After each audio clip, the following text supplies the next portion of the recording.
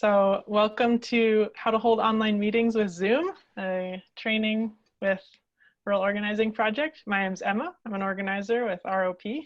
Sasha, would you like to introduce yourself? Hi, I'm Sasha, and I'm also an organizer with ROP. We're going to be running through some controls that you use as a participant in Zoom, and then mostly talk about facilitating meetings over Zoom and how to set up meetings as a host so that you can run your own meetings. Sasha's going to be helping out on tech.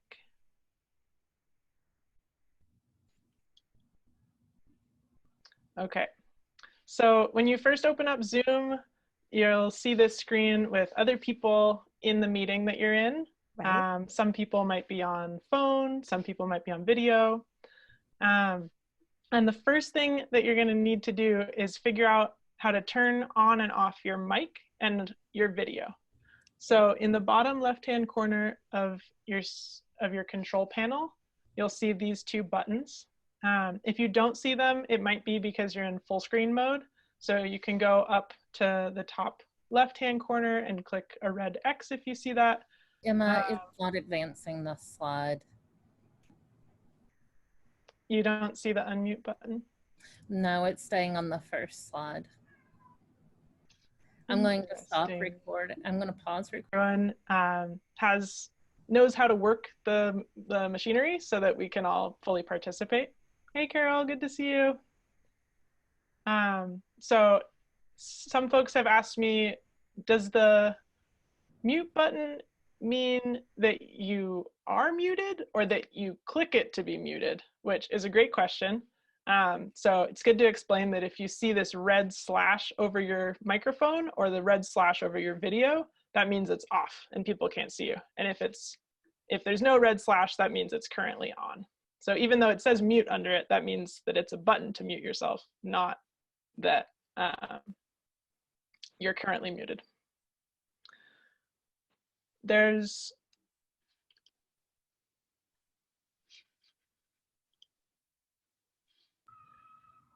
some people have enough Wi-Fi connection to be able to see people on video, but it doesn't always work smoothly. Either people are cutting out or the audio isn't working very well. Yep. So one good thing to do in that situation is log in your computer. You'll be able to see the video, but then connect your audio to your phone. And that is a little bit tricky, but so this is just zoomed in on that screen we were looking at before. You see the mute button here, and there's this little arrow right next to the mute button. If you click that, this menu will appear. That's all of these options. Oh. Right now, I'm connected to built-in microphone. So people are listening through this little guy. And I'm connected to built-in output. So I'm listening to you through these headphones. But if that's getting really choppy and cutting out, I can click on this button, switch to phone audio, and that will lead me to this window, this little white box. And so I take my phone, I call one of these numbers. It really doesn't matter which one. I don't know why Zoom gives you so many options. You can call any of them. You'll listen to the computer menu that pops up when you call that number, and it'll ask you to enter your meeting ID followed by pound. And you enter the number that's listed right here. It's going to be different depending on what meeting you're in. So I just put 1, 2, 3, 4, 5, 6, 7, 8, 9 right here, but it's whatever meeting ID for the meeting. And then it'll ask you to enter your participant ID, and you'll put in this number right here. If you don't see that in the window, you might have to scroll down. Excuse me. You might have to scroll down to see the participant ID. And sometimes it goes really quickly and you entered your meeting ID, but it didn't give you a chance to enter your participant ID. Maybe Zoom will fix that in its next update.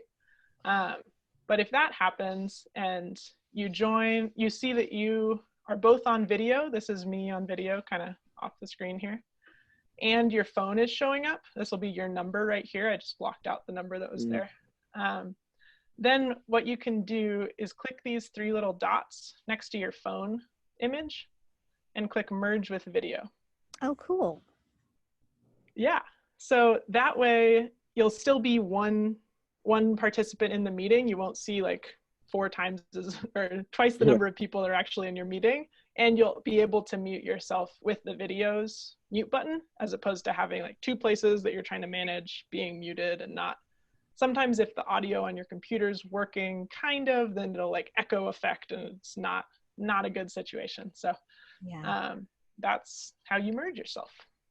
Cool. We have 2 other important buttons on the bottom of our screen. There's the participants button, which if you're the host, it'll show up as manage participants. If you're a participant yourself, it'll just say participants. Mm-hmm. And then the chat button.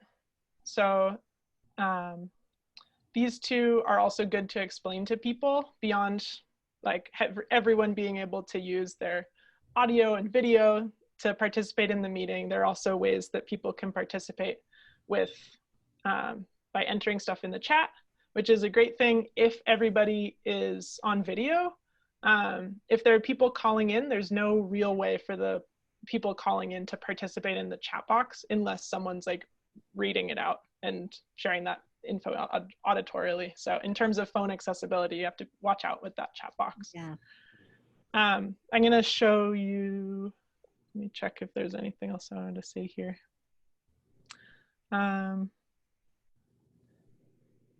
Yeah, so we're going to look at that participants menu.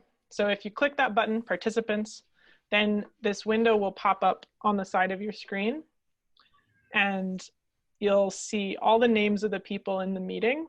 Mm-hmm. And then at the bottom, if you're signed into the account, you'll see this button, reclaim host. So I could become the host again. But everybody will see this raise hand button. So you could try raising your hand right now if you want.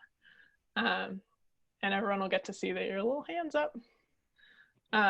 That's another way that people can participate in a meeting if they want to like ask to speak next, if you have a facilitator that's comfortable managing that. Some people use it for polls or other ways that you can say, me, maybe signing up for a task or something. And once you raise your hand, this button will turn into the like lower hand, and you can take your hand down.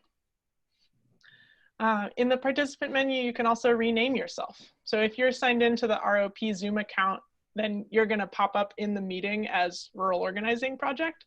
So you can rename yourself to be your own name. You can also encourage folks to make sure their name's correct and put their location or put their pronouns or whatever else you maybe want other people to know about each meeting participant. So in a lot of bigger meetings, they'll have people put in some information about themselves, so it's not just their name, but good to have that be optional so folks don't feel like they have to share personal information in that way. The other thing about being a host is that you can mute and unmute everybody else in the meeting. As a participant, you can just mute yourself, but Sasha right now could go in and mute everybody or mute specific problem people. And that's really actually, we don't want to cut people off, but it is really useful to be able to mute people because sometimes they just have a lot of background noise. And if you have headphones in, you might not notice that your cat is like clawing at the screen door behind you. But other people on the phone are going to notice that there's this like scratching noise in the background. So in terms of norms for Zoom meetings, what our team usually does is that everybody has their video on because that makes it just that much more personable. It makes it easier to read faces. You can see nods and smiles. And as a facilitator, it's a lot easier if you can see people's faces in the room.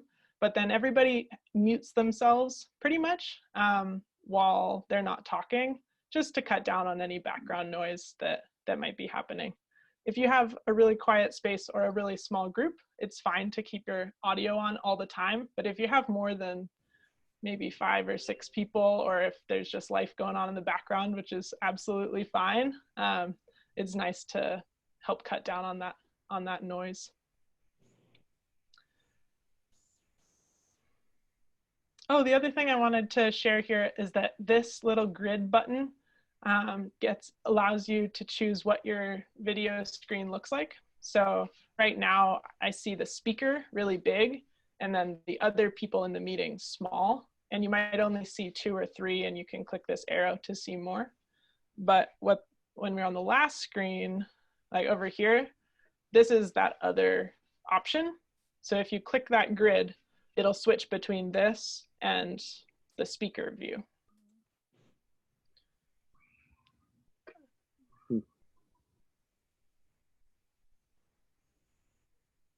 Yeah. Let's see.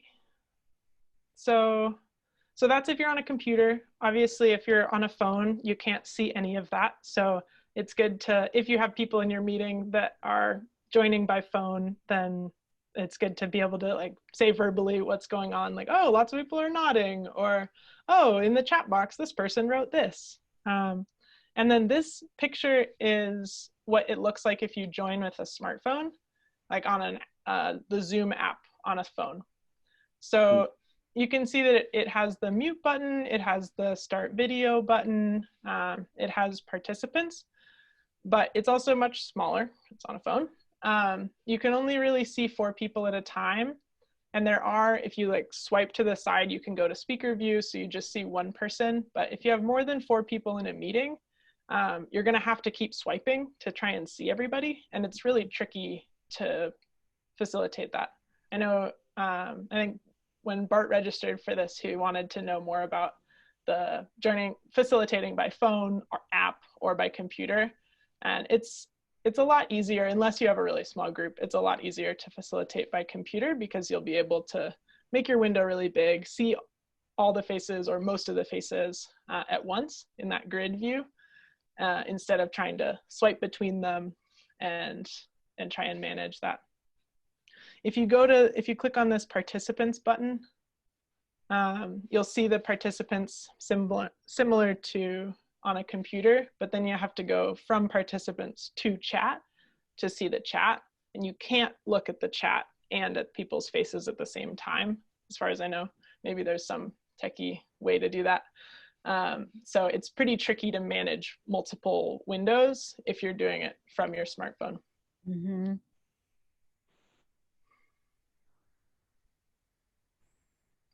Great.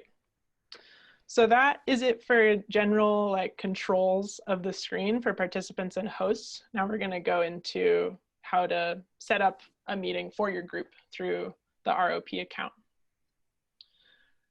So this is the window that you see if you just open up the Zoom app. My Zoom app is down here, if you can see my cursor.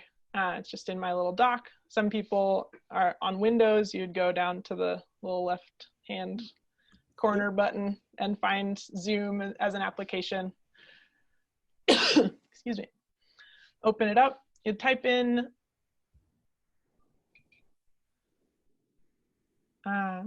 you'll type in the account info that we gave you. You can also type in the account info of your own Zoom account if you have an account, and it'll look the same once you get in. The only difference is that if you have a free Zoom account, then you're limited to a meeting of 45 minutes. Whereas if you're in a paid account like the ROP account that we're offering to human dignity groups, you can have a meeting that's as long as you like. We would ask you not to have a days long meeting so that other people can use it, but it doesn't have to be limited to 45 minutes. So type that in. Best to uncheck this box so that it doesn't keep you signed in. And that just helps other people be able to log in without any issues. Sometimes if multiple people are logged in, it'll log somebody out or trip people up. So uncheck that box. And then if you forget the password, this button is not going to help you. This is going to like send an email to ROP organizers, and we're not going to reset the password because then we'd have to re-give out the password to everybody that has access. So just email us if you forgot the password, and we can give it to you again. Once that's filled in, you'll be able to click sign in, and it'll take you to this window. So I've blocked out all the meeting ID numbers so that just for security reasons. So we'll be posting this online. But this is what the window looks like. There'll be little code numbers in here. And this is a list of all the upcoming meetings. So I just made this one today. Jefferson County People for Human Dignity is having a meeting on Thursday from 6 to 8. Cool. And this is the window we're gonna go from. I'm gonna back up quickly to show you how to schedule a meeting. Oh, good. You won't have to go into that account every time to see like what meetings might be conflicting with when you want to schedule. You just go to rop.org, our website. You can go to updates and you'll see Building Rural Power, Coronavirus and Beyond below. You can click on that. It's right in that main menu. And we just put this up here so you can look at the calendar of all the events that are happening, upcoming events. And you'll see this one today. There was a meeting with Your Human Dignity Group at 5 p.m. That was just a test so we could make sure the calendar was working. But once you have our account info, you'll have access to the calendar and then also to the Zoom login. So you come here, you won't have to remember exactly how it works because you scroll down and it says hosting meetings with ROP's Zoom account and it explains it all, and there'll be a link to this recording so you can rewatch it if that feels useful. Check the calendar, figure out a time that works for the account and for your group. Once you've decided that, then we'll go back into this Zoom window and we'll schedule a meeting. So easiest way to do that is to click on the home button. You'll see these 4 options: new meeting, join, share screen, schedule. This is a little bit tricky. New meeting actually just creates a meeting for right now, and you'll be into a window that's, you'll see your face and you'll be able to talk to yourself, but no one else will be in there. And we aren't really gonna schedule immediate meetings. We're gonna schedule things ahead of time. So we're gonna use the schedule button.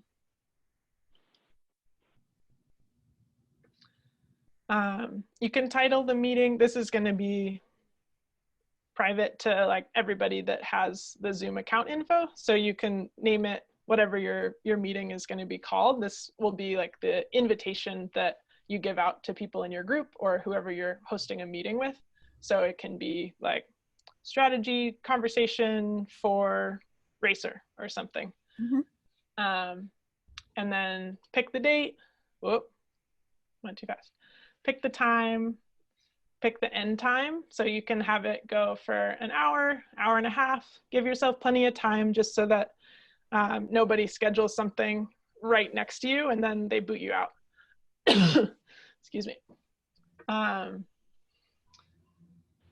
Recurring meeting, if you're using this for your like monthly human dignity group meeting, then you could have it be recurring on a monthly basis. But you're welcome to just schedule each time you're using it too. So we're gonna uncheck that box and it's just gonna be a one-time thing. Meeting ID, we wanna use the generate automatically. This personal meeting ID is not as safe to use just because sometimes people have like posted their personal meeting ID on the internet for a specific meeting, and then people save that and join like 4 days later when it's a different meeting that is for some other purpose. So we want to get a new meeting ID for every meeting. Okay. Instead of using that same one over and over again, so that people who are in a different group trying to meet on a different day don't go and try and practice and you happen to be using it that day.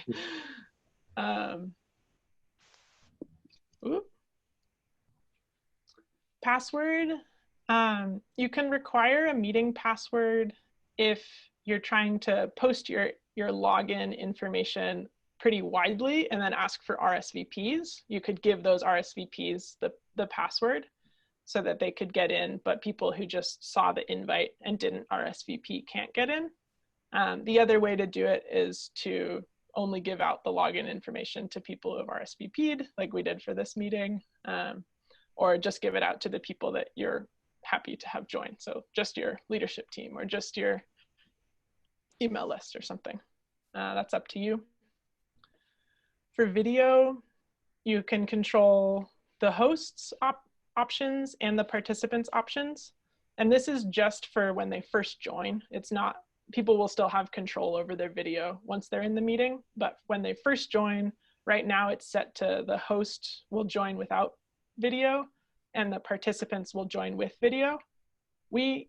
That's just like the common setting for Zoom. We usually put on for both because we like to encourage people to be on video. Like I mentioned before, it's nice to be able to facilitate and see people's faces. We're using this technology so we can see each other, so might as well use it and see each other. One other thing I'll mention about that is that oftentimes people are used to, how do I want to say that? Sometimes people can get into the habit of being like, oh, there's people walking in my background, so I'll turn my video off so I don't like share that with my meeting. And we like to encourage people that like, we know life is going on. This is a hectic time. Like we know everybody's at home because that's why we're not meeting in person. So if we like to encourage people at the beginning of a meeting to leave their video on regardless of what's going on, and just to help make sure that we're interacting with each other in as personable of a way as we can. And of course there's folks who need to turn their video off because their internet isn't fast enough to be able to listen and watch, or they're on the phone or whatever. But it's good to keep video on for those who can.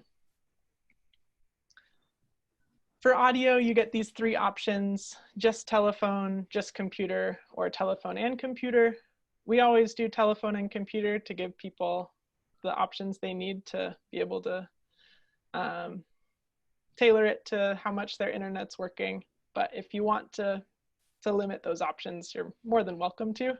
I haven't really figured out what the benefit of that would be, but that's the one we use. And then if you scroll down on this page, you'll see calendar is the next section. Mm-hmm. So you can check any of these boxes, whatever kind of calendar you use, and it'll automatically generate a calendar event for your meeting. And it'll include all the login information. So that's one easy way. If your group all uses Google Calendar, like within our staff team, we all use Google Calendar. So we can push it automatically to our Google Calendar, and then all the info's in there. But you can also uncheck that box if no one's going to use that. It's not necessary. And then this advanced options bar will be closed. It'll just say advanced options and none of this other stuff will show, and then you'll see schedule. But definitely click this little arrow next to advanced options and make choices in here. So these are some things that it'll depend on the kind of meeting that you're hosting, what makes sense for you.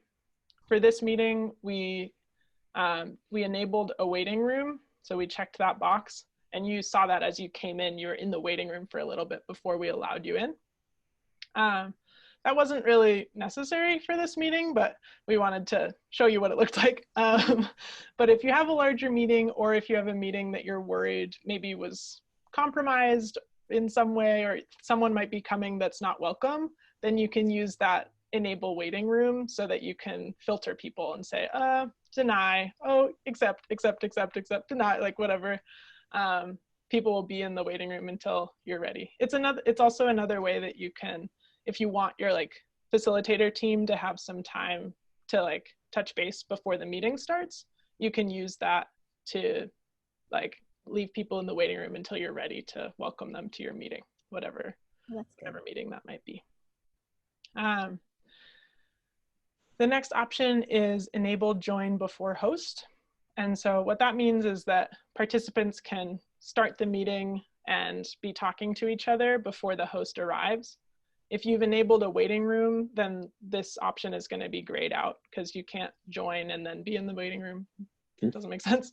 But if it's a small meeting, if you're just like 4 leadership team members are getting together on Zoom and it doesn't really matter who joins first, then you can enable join before host when we have staff meetings. So that's always the option that we use. That also helps if the host might be leaving earlier than everybody else, then they'll be able to, when they leave, they'll be able to like leave without ending the entire meeting for everybody. So that's a good one to use. Another way that you can stop that from happening if you don't want people to join before host, but somebody does need to leave early, is multiple people can log into the Zoom account and then share the host. So that's kind of what we were doing before we started the recording, of somebody signs in, so then we can claim host, reclaim host, switch it back and forth as needed. Authenticated users is another way that we can create secure Zoom spaces, but the downside of it is that everybody needs to have login information to a Zoom account. It doesn't have to be the same as Zoom account, and Zoom accounts are free, but it's just another added step. And for people that aren't super comfortable on technology, it could create an unnecessary barrier, especially because you can use a waiting room, or you can remove people that are being that aren't supposed to be in your meeting as a host anyways. It's not something that we've used very much, but if everybody's comfortable and has their own Zoom account, then you could do authenticated users only, and then you wouldn't need to do as much sorting. People would be able to join if they had an account, and they wouldn't be otherwise. And then this last option, or second to last option, is automatically record meeting. If you're having trouble remembering to record things when you want to record things, you could check that box and it'll start recording from the beginning. Otherwise, any meeting that you're in, the host is able to start recording it for whatever reason, if you want to have that as a record. So I think it's unusual that you would check that box, but it's an option if you want it. The last thing is alternative hosts. So if you're using the ROP Zoom account to host this meeting, but somebody else has their Oregon State University Zoom account that they also have access to and could also be a host with, then you can add that as another person that's able to host.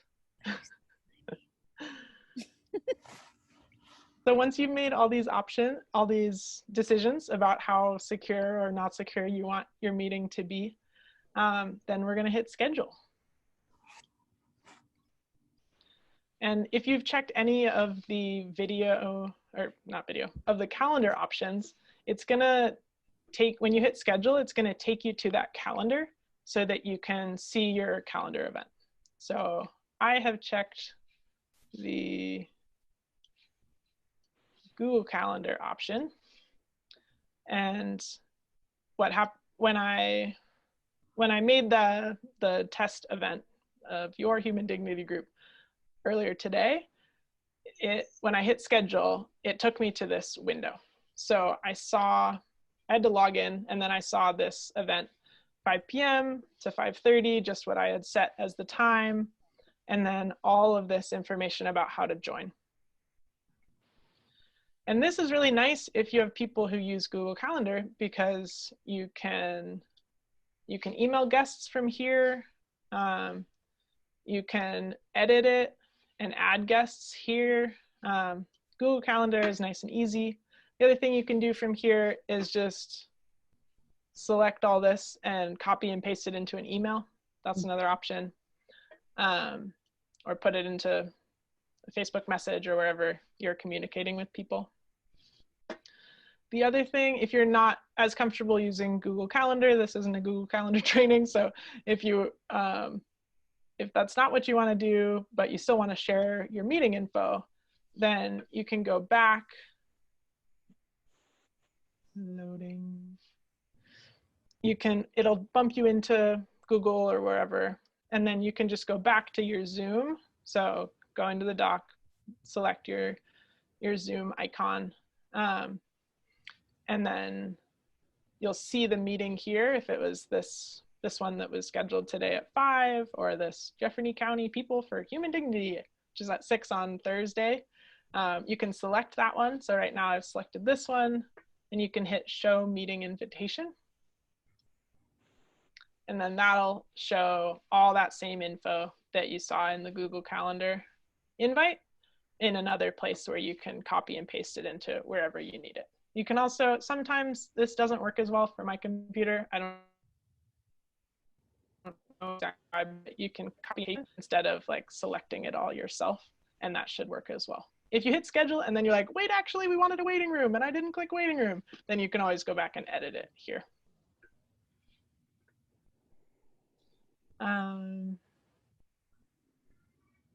Great. So we're just gonna spend, let me make sure I didn't skip over anything.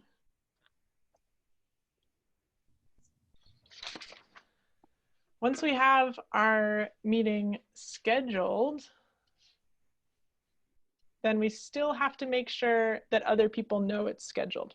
So if we did that, we shared it with our groups, and then when we closed the window and went home, then it still wouldn't show up here. So in Google Calendar, come on, buddy. You can see that I made this other event that's right next to it. And you can do that by copying to Zoom Calendar Public, which is the Zoom calendar that's shown.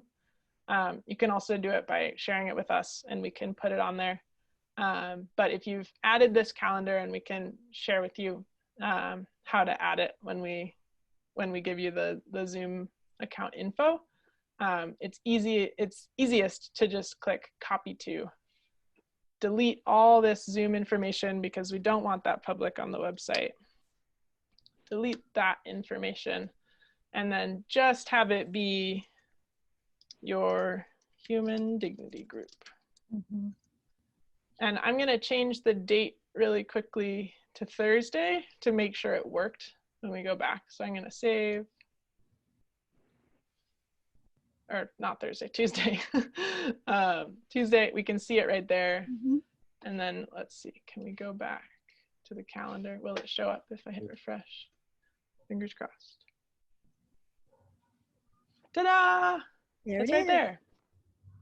So now there's 2 groups, 2 meetings from your human dignity group in 2 days. You might be gearing up for some really cool organizing going on. Great, so we checked the calendar, we logged into the Zoom account and scheduled our meeting.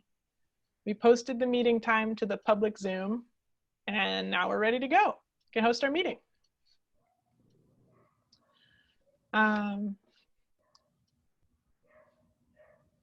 Yeah, I'll just share a few other facilitation tips and tricks, and then we're going to open it up for questions. So I mentioned that keeping people muted when they're not talking is a great way to make sure to cut down on background noise if you have a bigger group. And keeping people's video on is a great way to make it still feel like you're in person with people. Another tricky thing about Zoom is that you're not sitting in a circle. You can't be like, the person to my left will go next. And you can't really like read people's body language as well around like who's getting ready to talk. So as a facilitator, it can be really helpful to call on specific people like, Tony, what are you thinking about that? Or another option is if you have like an intro go around, you can have people introduce themselves and then tag the next person. So I would say, my name's Emma, da-da-da-da-da. Tony, you up for going next? And then Tony would say his name and then say, hey, Carol, do you want to go next? And so you can kind of pass the talking stick that way.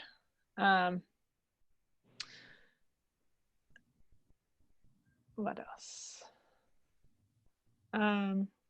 It also it's just like a meeting in person. Y'all need to figure out what the group norms are. And sometimes they need to be a little bit different for online facilitation. So we definitely encourage like have a conversation with your group in your first meeting about what you all want to do together to hold space for each other. I know, Carol, when you registered, you were wondering about roles in facilitation. And for small meetings, you don't necessarily need to have someone that's specifically focused on tech, But definitely having a facilitator identified and having a note taker identified can be really helpful, because there isn't as much like body language to read in the room about who's trying to talk, and all those problems that you have in person can be that much worse than around some people talking a lot and some people talking a little. So it's great to have someone whose role it is to notice, oh, this person hasn't spoken in a while, or okay, it's really time to move on to the next topic. Again, if you have a much bigger room though, it can be helpful to have someone that's specifically focused on like seeing who's raising their hand and who's chatting in the chat box versus who's talking. But I think for most Human Dignity group meetings, it's going to be plenty just to have one facilitator, or you could switch off as the meeting goes. I know a lot of other people were asking about security on Zoom. So I know we talked through a few of the ways to make meetings more secure in terms of people not coming into your meeting.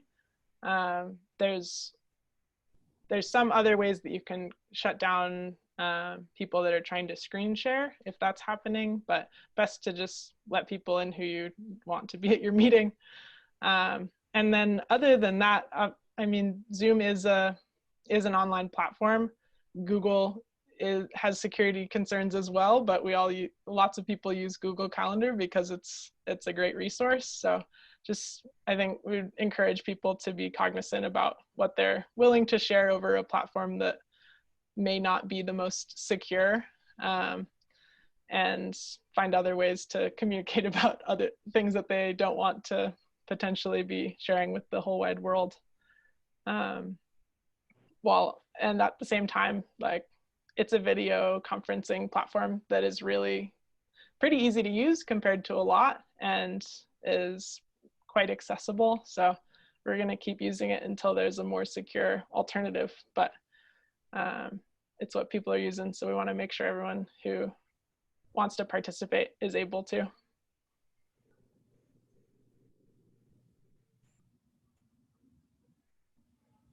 Yeah, the last thing I will mention, unless Sasha thinks there's other stuff we should share, is that if you're the host, and I kind of alluded to this earlier, and if you leave the meeting and people are trying to continue the meeting, your window might say end meeting for all, and if you do that, everyone's kicked out.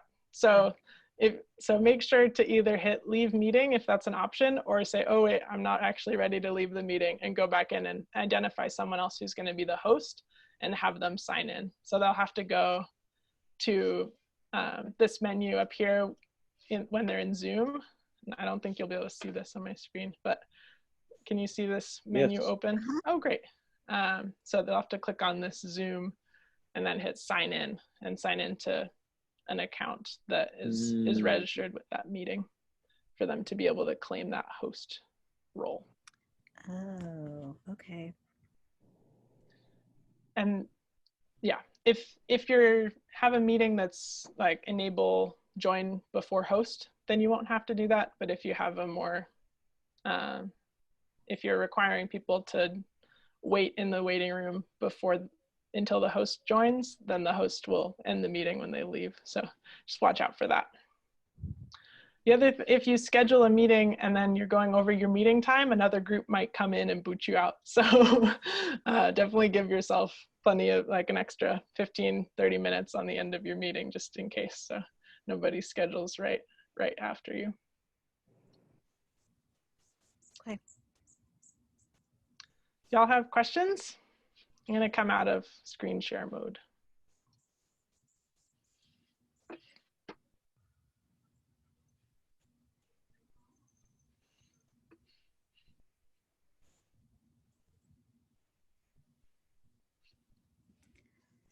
Okay, I guess I would ask again because this happened, we were on Tony and I were on a big Zoom meeting yesterday. There were 20 of us, I think.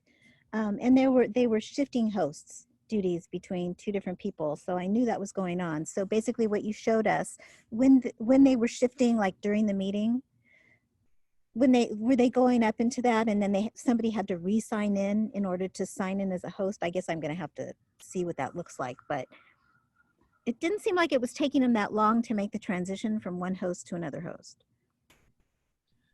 Yeah, so I currently I signed in to our Zoom account and then joined the meeting. Mm-hmm. But Sasha just clicked on the participant link to join the meeting, so she wasn't signed in yet. Right. But once you're signed in, you won't be signed out.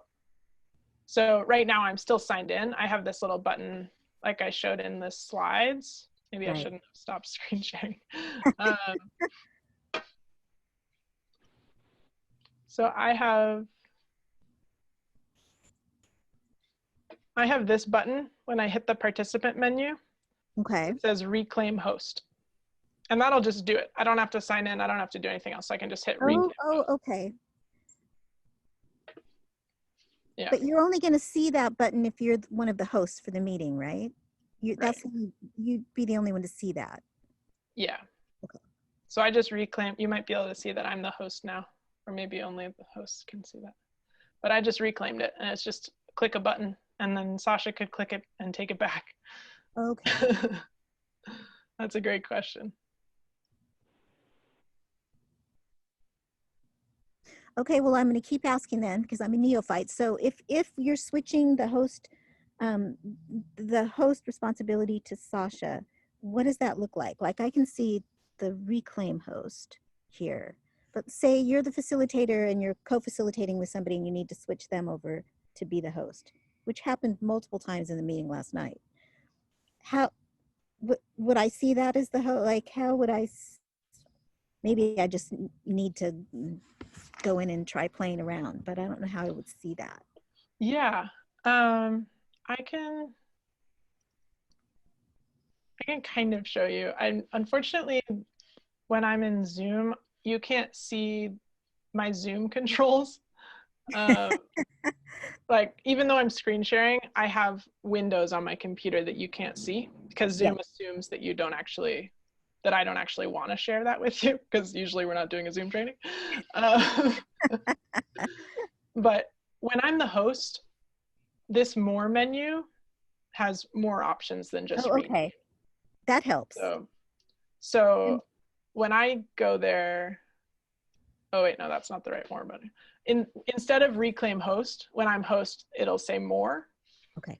And in that menu, my options are, no, I told you wrong again. How does it work? There's so many more buttons. I can go, this is how it works. I can go to Sasha's little icon. So if this was Sasha, there's gonna be a mute and a more button. And if I click on that more button, I can make Sasha the host. Okay, all right, that's what I needed. That was the transition I needed. Okay, that's useful. Yeah, and I can make you the host. And you can see that. Now you're the host. So go to participant menu. Okay, now I'm gonna go to, oh yeah, because now it says manage participants.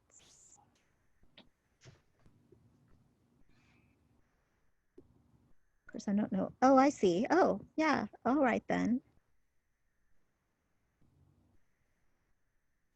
And then I can go to the more. Oh no, that doesn't do anything for me. I would have to, so from this position, I would have to like choose one of you. Say, go back to you, Emma. Oh, I see. And then there's the more.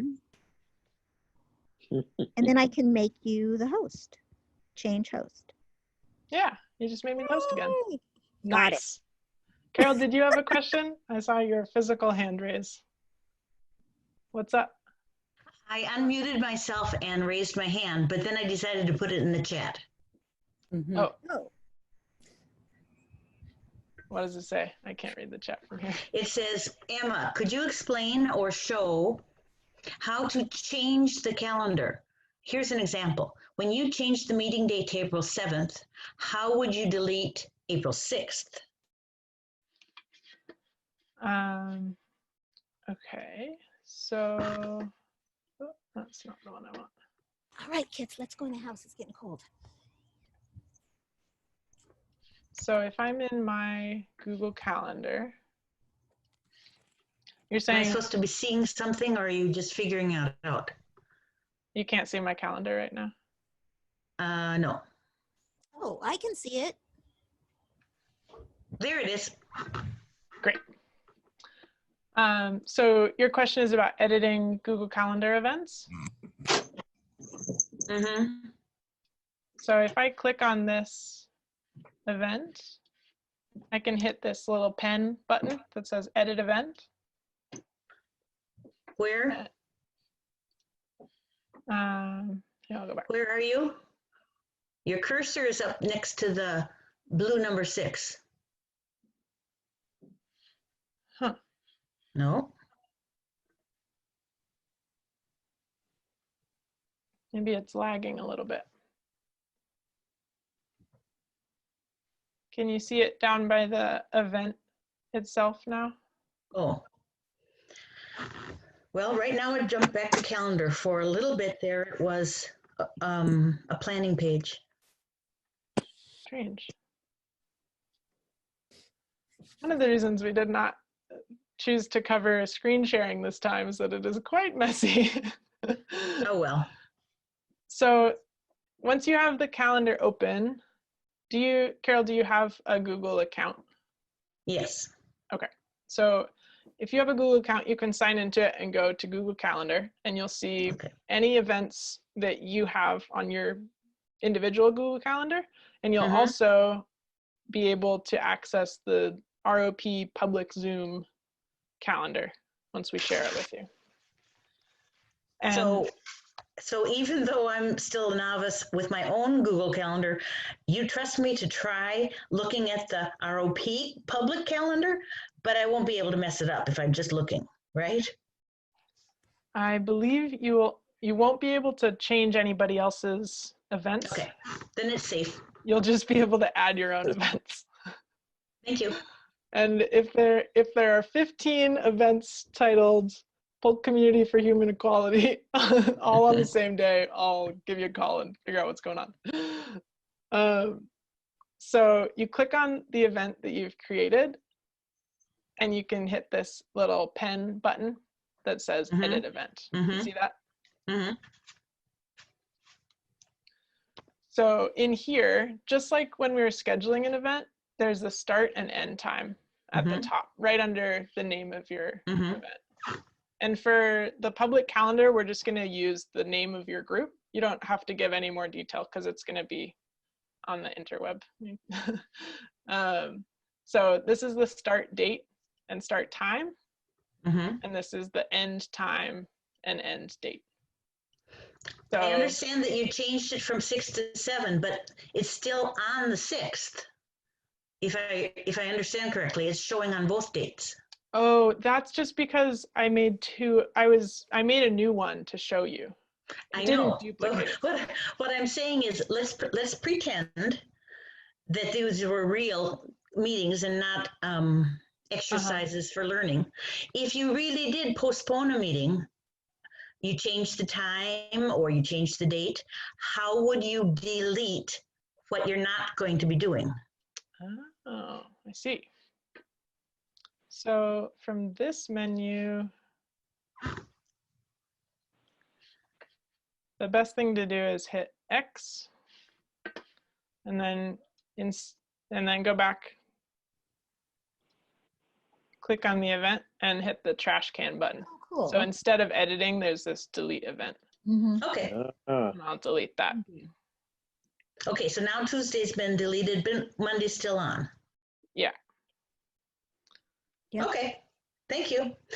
You got to that trash can by clicking where? On the event that you want to delete. Okay, right on the event. Okay. Yep. And That it'll makes pop sense. up this little window. Sometimes it takes a minute to pop up. And then you have edit, trash, email, and a more button. The 3 dots that mean more. Yeah. Thank you. ... Yeah.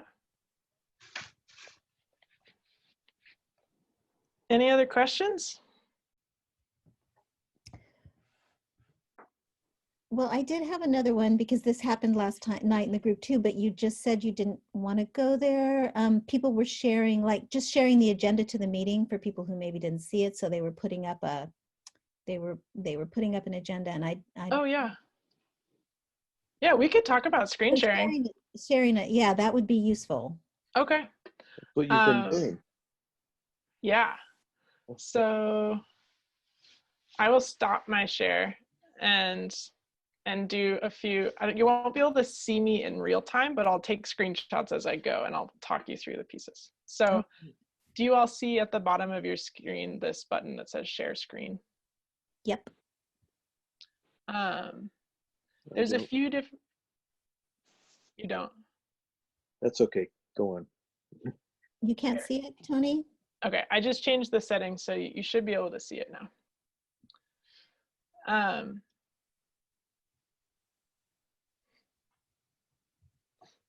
Carol? Oh, that's a question. I was like, are you blocking your face? What's happening? Okay, I got you now. I was raising my hand because all of a sudden my bottom bar disappeared. Now it's back again. I have mute, stop video on the left. I have reactions and leave meeting on the right. Okay, whatever you call that bottom bar, it had jumped off my screen, and for some reason it's back now, but I was panicking when I didn't have it. Yeah, so that will happen if you're in full screen mode. Yeah. Then the bottom bar will disappear when your cursor isn't on it. And then all you have to do to find it again is put your cursor back down on the bottom and it should pop back up. The other thing you can do is exit full screen mode and then the buttons won't disappear. I think that's what I did. I left full screen for some reason. Okay. Okay.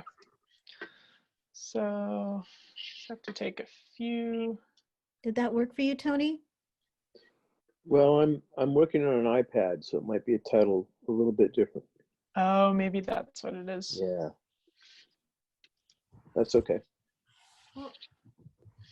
Okay. So I can show you a few things and then I could also, if somebody else wants to try it out, then I could stop screen sharing and let someone else try it. So I just took a few screenshots to share what it looks like. So when I hit the screen share button, it gives me these options, and I chose desktop so that so you can see everything on my desktop. There's other options. You can select whiteboard, which is like you're like drawing on a whiteboard. You can select a specific window. So just my slides, which is the mistake that I made before when you couldn't see when I got out of my slides and was looking at my Google Calendar and you couldn't see it. That was because I'd selected the wrong one. And when I switched windows, it wouldn't let me. And then these are like all the other windows I have open. There's also advanced, which I don't think we need to use. And then there's two buttons, one of which got obscured somehow when I was taking the screenshot. There's a share computer sound. So if you want to share a video, you should click that button. And then this one says optimize share for video clip. So that's another one to check if you are trying to share a video, because it'll make the audio look, or the video look better. But I just did the normal one and hit share. And then, there we go. And then this is what my window looks like. So this is kind of meta, because layers of ourselves. Yeah. But when I'm screen sharing, I can see all of you, and I still have these options. I can still mute and unmute myself. I can still manage participants. And when I click manage participants, I see the window, but you don't. Okay. Which makes it hard to show you what I'm doing. This remote control button has, I can actually give one of you control of my mouse if I wanted to. And then the More button, it has some good stuff for security in it. There's an option to disable attendee annotation. So there's a way that you can have people like writing on your whiteboard all together, which is great for participation. But if you're being like Zoom bombed, as they call it, if someone joins your meeting and they're doing stuff that you don't want them to do, then you'll need to click disable attendee annotation to be able, so that they can't draw on your screen anymore. This is also, you can also optimize screen share for video clip through this More button. If you first were showing your agenda and then later you want to show a video. Okay. So that toolbar that I'm seeing in your screen share is what you see as the host. This is what I see as the person sharing my screen. Okay. Emma, if you want to share your screen and you're sharing it with all of us, that makes sense. Would it also be possible for participants to share their screens, or is that a host only thing? That's a host thing, I think. So this, before I started sharing my screen, you'll see there's a, just like when we talked about the mute button has a little arrow and then a bigger menu. Next to screen share, as a host, I have a bigger menu that shows these three options. And I checked one participant at a time because that sounds really messy to have multiple people screen sharing. And then if you click advanced sharing options, then you'll see this menu, which has that same first menu, and then who can share. Okay. So you can choose as the host if you want participants to be able to share their screen. And then this is a button, if you have multiple participants sharing simultaneously, then you can choose if all participants can start sharing while you're sharing, or if only the hosts can do that. Got it. Cool. I thought that screen sharing, I thought that that meant multiple openings on one rectangle. No, it's not that at all. I thought it meant that I would be able to see 3 or 4 or 5 different things all at once. But I realize now it's you showing your screen to us, not me seeing multiple openings. Oh, yeah. Yeah, if you want to see multiple windows on your same screen, all you have to do is exit full screen mode and then make your window, like drag your window to whatever size you want. So you can hit escape. If your keyboard has an escape button in the top left, ESC, then you can hit escape and exit full screen mode. There's also, there might be like a green button like this to exit full screen mode. On Windows, it's a little bit different to navigate out of full screen, but it's like a, I don't know how to describe what that button looks like. But in general, I know often how to use full screen, but in this case, I was still mixed up. Thank you, I'm done. Yeah, well, and also when someone starts sharing their screen, your Zoom will automatically make it full screen for you because screens are hard to look at when they're teeny tiny. But you still have control to exit out of full screen if you want.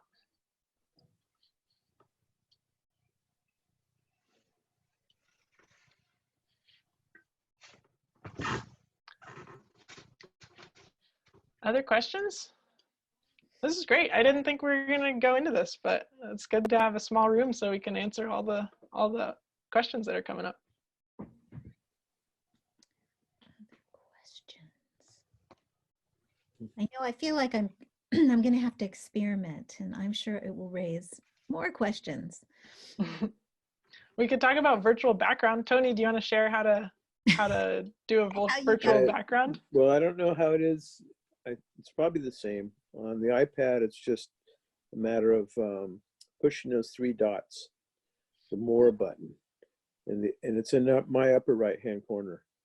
And then once you do that, the menu is chat, meeting settings, and then the third one is virtual background. And if you push virtual background, you should see ones that Zoom supplies, This is just one they supply for you. But you can also add your own photos as background. Yeah, for me, I see it as a little arrow next to the video button. There's a choose virtual background option in the video menu. Oh, okay, that's where I see it too. But that's great. I've never joined on an iPad, so it's good to know that it's a little bit different.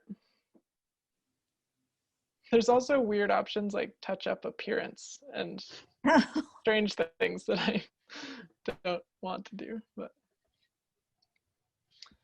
yeah. Some like more expensive Zoom accounts, there's more emojis that you can use.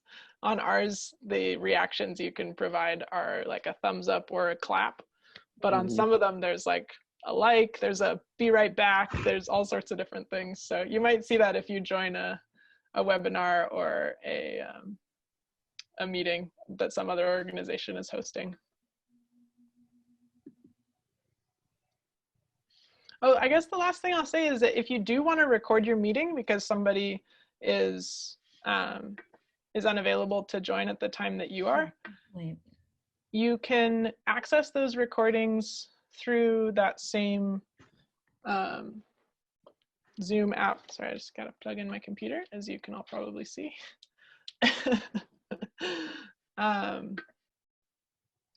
If you log in, there's a button for recordings. What's the best way to show you that?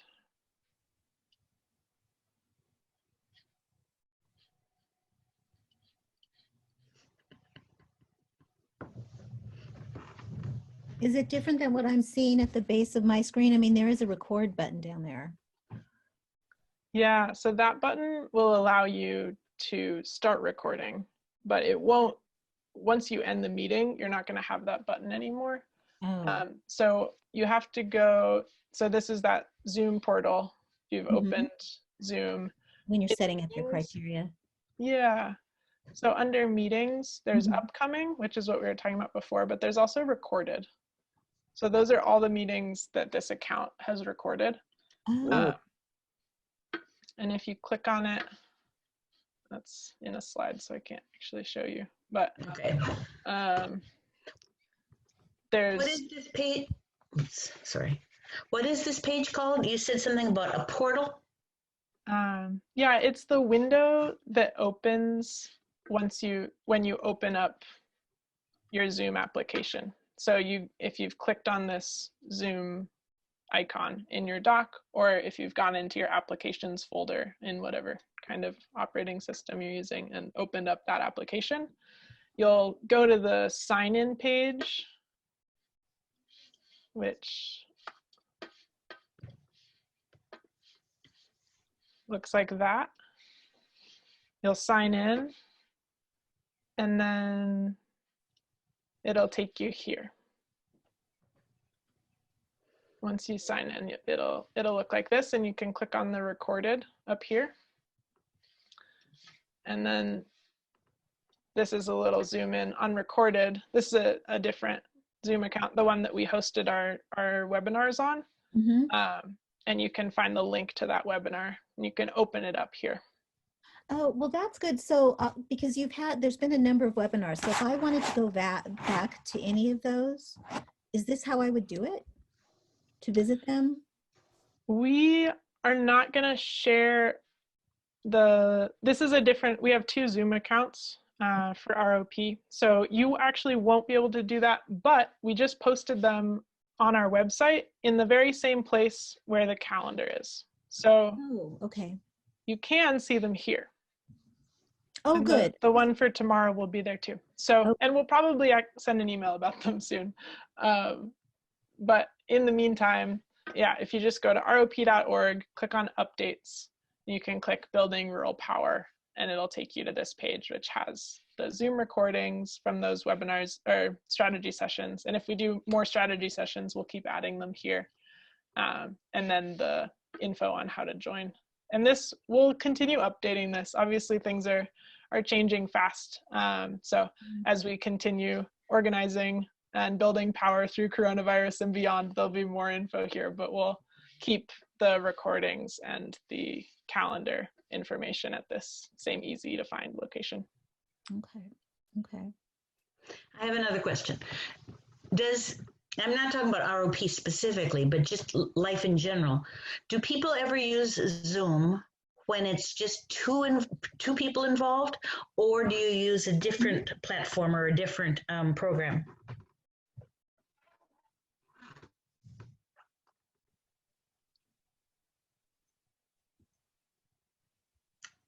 Emma, you're Unmute. muted. You need unmute. What a common mistake. You said my something wise, Zoom but we all started missed glitching. it. Uh-oh. My Zoom started glitching, and I thought you were about to tell me that I was glitching, but no, I was just muted the whole time. That's probably a phrase that I hear like 6 times a Okay, day. for example, I know that I can do FaceTime if I'm using my iPhone and somebody at the other end has an Apple product, like a phone or a Mac machine. But if I want to do a phone call, a video call with my sister who does not have any Mac products, she uses all Windows products. Is Zoom ever used for just 2 people doing a video call, or is there another way that I just haven't learned yet? Yeah, I think Zoom is a great option. That's one of the times that creating a free Zoom account is really useful, because you might not need to talk to your sister for 4.5 hours, or you could do a 45-minute call, and then if you wanted to talk more, you could just make another one really quick and join together. So I definitely think people do that. On our staff team, we certainly have 2-person meetings where we just want to see each other's faces. So we're on Zoom together. Thank you.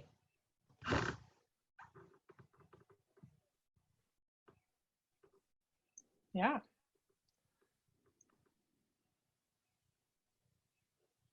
Other questions?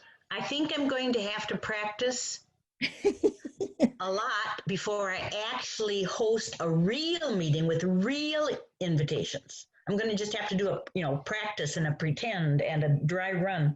Yeah, I was on a training for how to facilitate online, and one of the big things they said was bring humor into all of your meetings, because there's going to be stuff that goes wrong, and you just got to roll with it. But definitely practice is super useful. When we've been doing the webinars the past few weeks, we've tried to get on like 10 or 20 minutes early each time, just to make sure we're all ready to go. We know how the tech's gonna work, and still sometimes it's like, what happened? What's going on? Mm-hmm. So your internet can always go out. So there's always things that you aren't gonna expect. If I had a nickel for every time my screen says, your network connection is unstable. Well, yeah, I live in the country in a valley. I don't have stable connections with the rest of the world, but I just use it when I can. Absolutely. Yeah. And that's one of the reasons we like Zoom, is that people can call in when they need to, because we know that not everybody has reliable internet all the time. Right. So that's one of the real benefits of using it. So you can have video, but also people can participate if they're not able to join by video. But yeah, we're always like problem solving and trying to figure out new ways to make things interactive for folks that are on the phone, because we don't want it to turn into a space that's exclusive to people with good internet. Cool. Well, feel free to reach out as you delve into this realm. And when you have your next meeting that you want to use our Zoom account, definitely let us know, and we can get you set up. But otherwise, it was great to hang out with you all today.